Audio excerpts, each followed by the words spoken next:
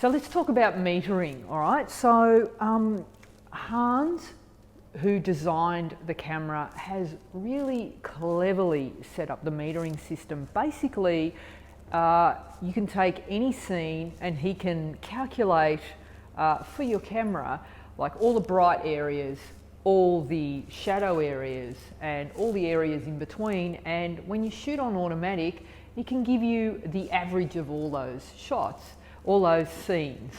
So the problem with this is when you go to a manual mode and you want to expose for certain scenes, the camera can't read them, they're too complicated. Now, here's a typical scenario where the camera's metering system often gets it wrong, and that's where you've got something bright in the background and then you're trying to get a photo of your model in the foreground. What the camera is going to do is it's going to read the overall scene. I've got a white wall, I've got light streaming in through the windows and very bright in the background. And so when I put my camera up, what the camera does is it basically takes an average of all the exposures, and the camera is metering the light reflected from the model, not the actual light that's hitting the model. So it's a little bit different and it can cause some problems. But if you know this in advance, you can actually make allowances for this and always guarantee that your skin tones are going to look fantastic. So I've got Erik standing here in this shot. I've got my bright windows behind.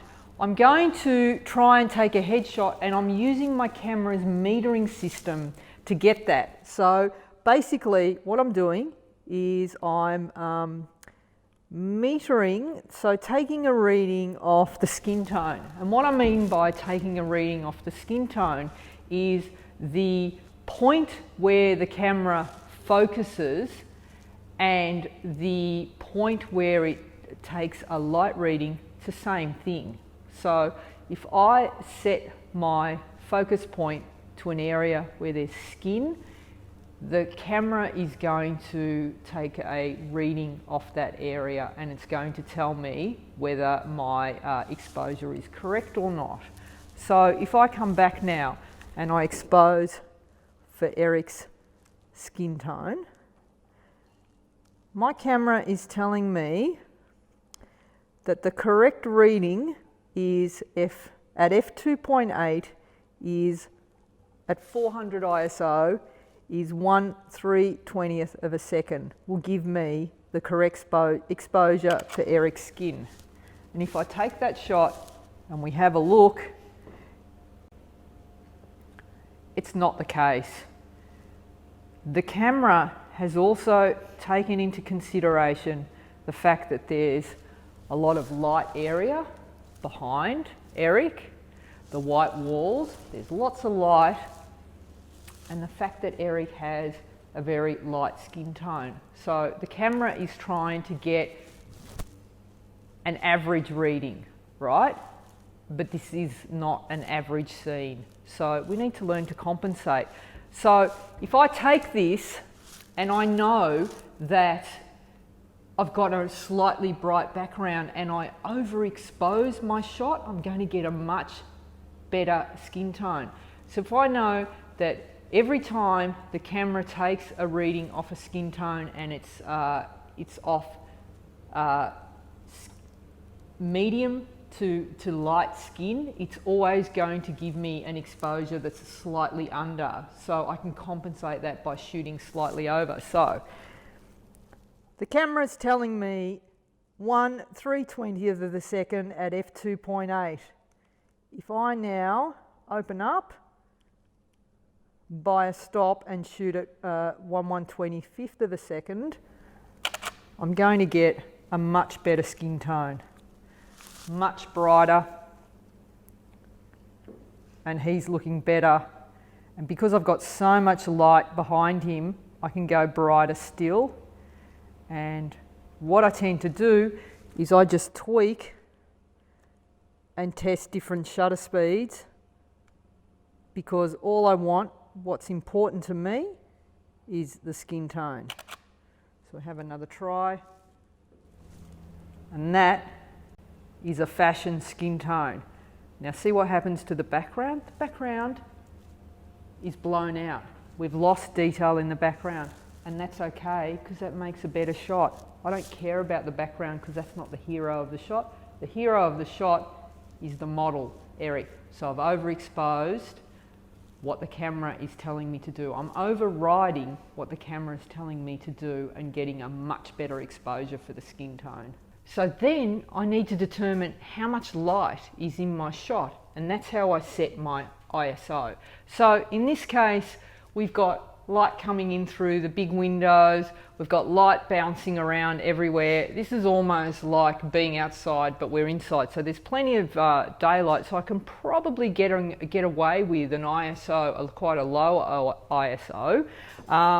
So of around, in this case, 400 is going to be plenty. So I select my ISO based on how much light is in the room. If I have a lot of light, I'm outside, it's a bright sunny day, up to medium to overcast, I can shoot between 100 ISO to 800 ISO. If I'm shooting inside and it was dark and overcast, or the sun is starting to go down and there is not a lot of light, I'm going to have to start getting my ISO up a little bit higher, 800, 1200, 1600, 2000, to allow enough light in the shot. All right, so I set my ISO, I've got my ISO set to 400. Then I'm looking through my viewfinder and I'm trying to get the correct skin tone reading for this shot, which is the right exposure for the shot, and I'm changing my shutter speed. So when you look through the viewfinder, you're going to find that at the bottom of the frame, when you set to manual mode, you're going to notice that in some cameras it's at the bottom, in some cameras it's at the side, and you'll see that there's a 0, +1, +2, -1, -2. Some cameras have it the other way around, but you'll see that as you change your shutter speed, the point where the pointer is either goes to show you that your image is overexposed or underexposed. Now, in the case of getting skin tones correct, I like to have my meter reading somewhere between 0 and 1, because we talked about earlier that the camera is reading reflected light rather than actual light, and if you set it at 0, it's going to give you the average reading, which is going to be a little bit underexposed, so I like to overexpose slightly. So I'm setting my meter reading to between 0 and 1 stop over, and so in this case my ISO is 400, my f-stop is f2, gives me an out of focus background, and then I'm going to ride my shutter speed, so I'm going to adjust my shutter speed till it gets between 0 and 1 stop overexposed. So I get a correct skin tone reading. Okay, so Erik's straight at me, that's it, and I'm focusing, always focusing on the eyes for a portrait. Straight at me, that's good. Chin down just a little bit. All right, and there we are.